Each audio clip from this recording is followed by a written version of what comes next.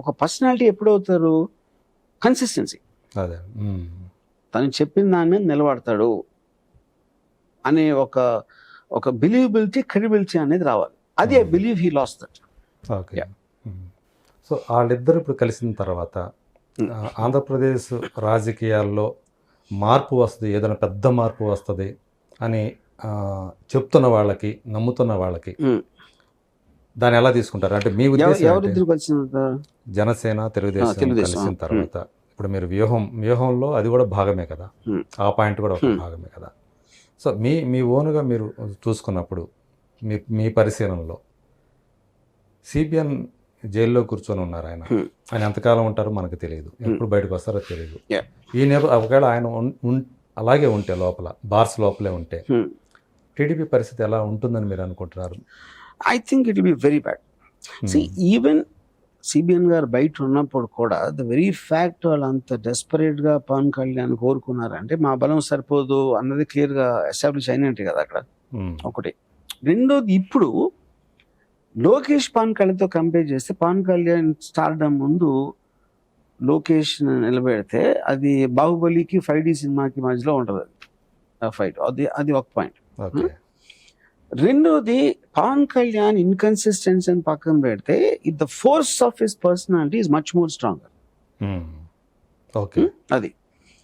So ఇప్పుడు నాకు అంటే ఇలాంటి డీటెయిల్స్, తన దగ్గర డబ్బు ఉందా, క్యాండిడేట్ ఉందా, అయినా నాకు ఆ డీటెయిల్స్ తెలియదు. I don't want to know also. Only my comment on his personal charisma is far bigger than CBN and entire TDP put together. Okay. And I believe he has political గా కూడా అంటారు. Political గా నేను చెప్పేది నా belief అది. Okay.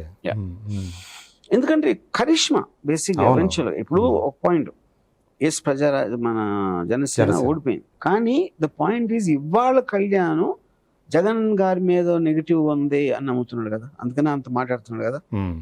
ప్రజల్లో ఉందని, ప్రజల్లో ఉందని తను ఎంత నమ్మకపోతే తను అలా మాట్లాడతాడు. It is not about his personal thing, because is saying that for the public. ఇప్పుడు ఉదాహరణకి నాకు మీరు తెలుసు అనుకోండి, మీకు ఒక పర్టికులర్ పర్సన్కి మీరు కొంచెం క్లోజ్ అనుకున్నాం. నేను మీతో అతని గురించి బ్యాడ్ ఎప్పుడు మాట్లాడతాను, మీకు కూడా అంతో బ్యాడ్ ఫీలింగ్ ఉందా బట్టే మాట్లాడతాను, లేకపోతే మాట్లాడను కదా. అప్పుడు నా వాయిస్ దాన్ని బట్టి మారుతుంది. ఇప్పుడు మీకు కూడా కొంచెం ఉంది అంటే మీరు అనుకున్నంత ఇది కాదండి అంటాను. ఎప్పుడైతే మీకు కూడా అంతే ఉందనుకున్నప్పుడు చాలా గట్టిగా అరుస్తాను. That is what's happening there as far as Pavan Kalyan is concern. Keeping that aside, I believe he has a far bigger chance of winning if he comes solo. అది నా బిలీఫ్ అది. ఓకే. సో ఇప్పుడు వాళ్ళిద్దరి యొక్క కలిసి పోటీ చేస్తున్నందువల్ల, పొత్తుల వల్ల, అది పెద్ద పార్టీ కదా టీడీపీ అనేది, పెద్ద పార్టీ డైల్యూట్ అయిపోతుంది. అంటే నా ఫీలింగ్ ఏంటంటే Pawan Kalyan doesn't need anybody support అనేది నా బిలీఫ్. ఇది బారింగ్ దట్ క్యాండిడేట్లు ఉన్నారా, డబ్బులు ఉన్నాయా, ఆ డీటెయిల్స్ నాకు తెలియదు. Only on his personal charisma నేను చెప్పేది అదే. సో దానికి కొనసాగింపుగా నేను అడుగుతుంది ఏంటంటే, ఇప్పుడు వాళ్ళ పొత్తు వల్ల రేపు పోటీ చేయాల్సి వస్తే టీడీపీకి ఎక్కువ సీట్లు ఉంటాయి, జనసేన రాజీ పడి తక్కువ సీట్లకే పరిమితం కావాల్సి వస్తాయి. సో దీనివల్ల అంటే పవన్ కళ్యాణ్ తాను స్వయంగా ఏదైతే మీరు కరిష్మా అని చెప్తున్నారో, జనాల్లో తనకున్నటువంటి కరిష్మాకి తగ్గట్టుగా తన బలాన్ని పెంచుకోకుండా తన చేతులారా తనే తగ్గించేసుకుంటున్నాడు.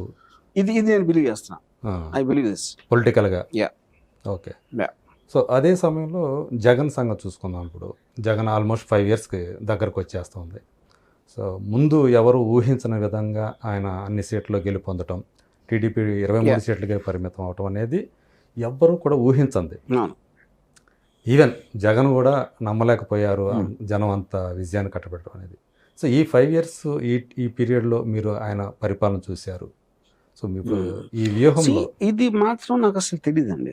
దానికి కారణం ఏంటంటే నేను అసలు పాలిటిక్స్ నేను ఫాలో అవును. చంద్రబాబు నాయుడు గారు ఏం చేశారు, ఆయన హైదరాబాద్ కట్టారా, సెల్ ఫోన్ ఆయనే తెచ్చారా, నిజంగా నేను అవి ఫాలో అవ్వలేదు. యూనో, సో జనరల్ పబ్లిక్ పరిపాలన అనేది ఎలా పర్సీవ్ చేస్తారు, వాళ్ళకి ఏదన్నా పథకాలు వచ్చినాయా, లేకపోతే వాళ్ళ కనీస అవసరాలు వస్తున్నాయా లేదా అనేది ఎవరెవరు ఇండియాలో ఫాలో అవుతుందో నాకు తెలియదు. అబ్సల్యూట్గా. So I have no clue. Okay. నాకు వైసీపీ పార్టీ గురించి కానీ వైసీపీ పరిపాలన గురించి కానీ నాకు తెలియదు. అంటే వైఎస్ జగన్ చేసిన పనులు ఏవి కూడా నాకు ఎందుకంటే నేను ఎక్స్పర్ట్ కాదు దాంట్లో, ఏం చేయాలి. ఫర్ ఎగ్జాంపుల్ సంక్షేమ పథకాలు ఉంటాయి, లేకపోతే అభివృద్ధి. అది ఇప్పుడు మీకు ఒక జాబ్ ఇచ్చిన తర్వాత మీకున్న రిసోర్సెస్లో ఏది మీరు ఇంపార్టెంట్ అన్నీ చేసేసి అన్నిటికీ డబ్బులు ఉంటే అందరూ చేస్తారు కదా, ఎవరైనా ఎందుకు చేయకుండా ఉంటారు. How you are bifurcating depends upon your own perception of what the problem is.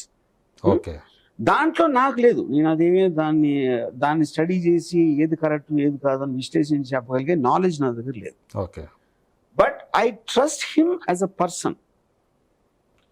అప్పుడు నాకు నమ్మకం ఉన్న ఒక మనిషి చేసినప్పుడు అది కరెక్ట్ ఏమో అనుకుంటా. I will give that long rope.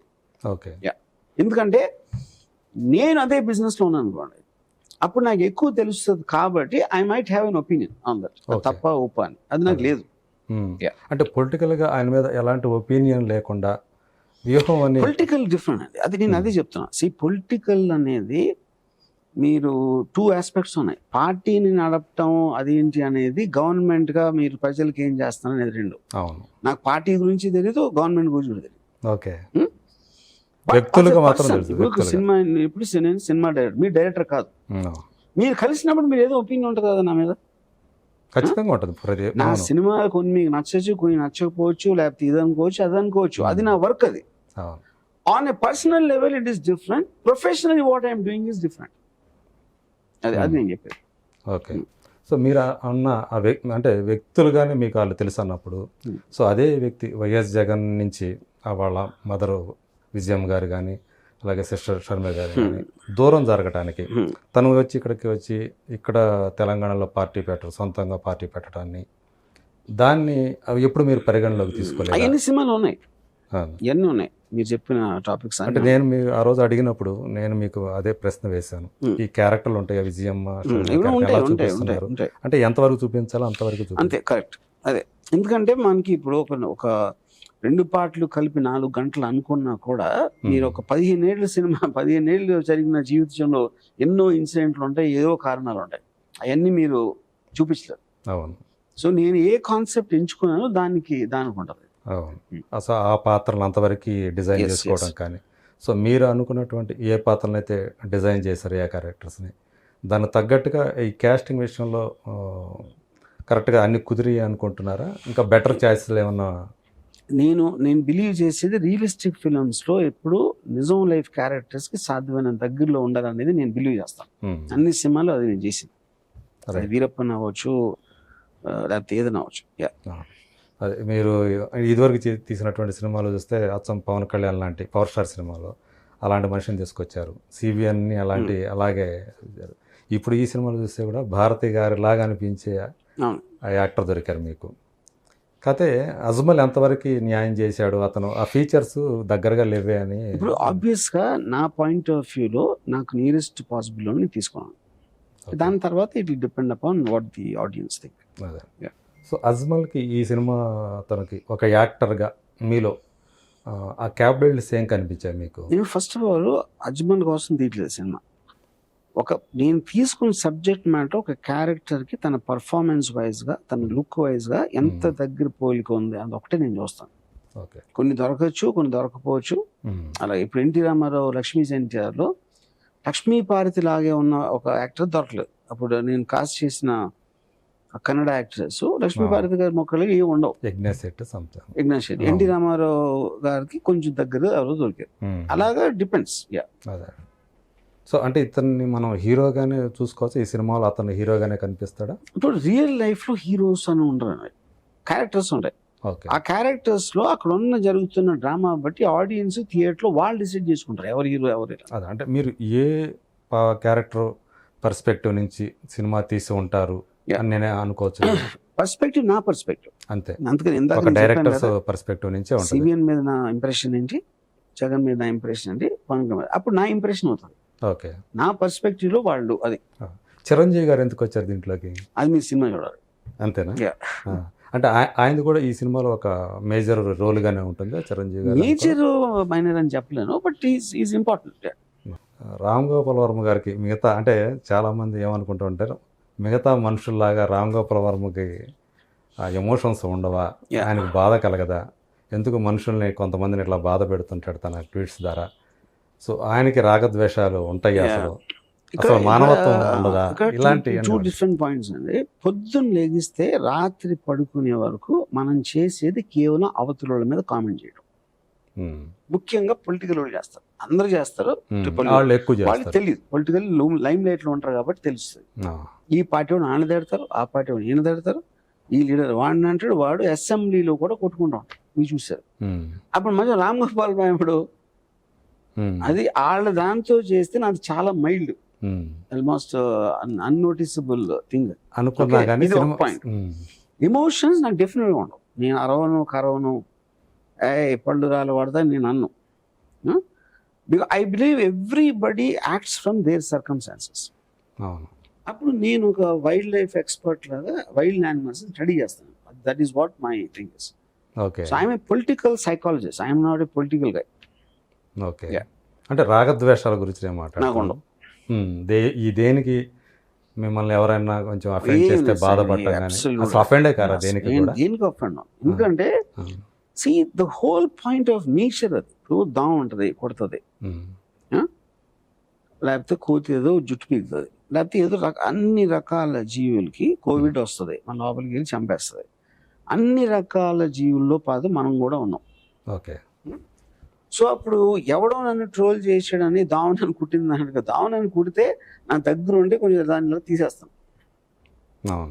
దావ మీద కోపం తెచ్చుకుంటారా? ఎందుకంటే దావ పూరుతుంది, అది దాని లైఫ్ మనం యథాలాపంగా మనం దాన్ని చంపడానికి చూస్తాం కదా, ఏం ఎమోషన్ లేకుండా. అది నేను చెప్పేది. ఆ ఇరిటెంట్ కి చేయను. కొన్ని చేయొచ్చు, కొన్ని చేయడం. కుక్కలు అరుస్తున్నాయి రాత్రి, దాన్ని ఏం చేయలేను, చచ్చినట్టు ఆటి అరుపులు ఎంట ఉండాలి.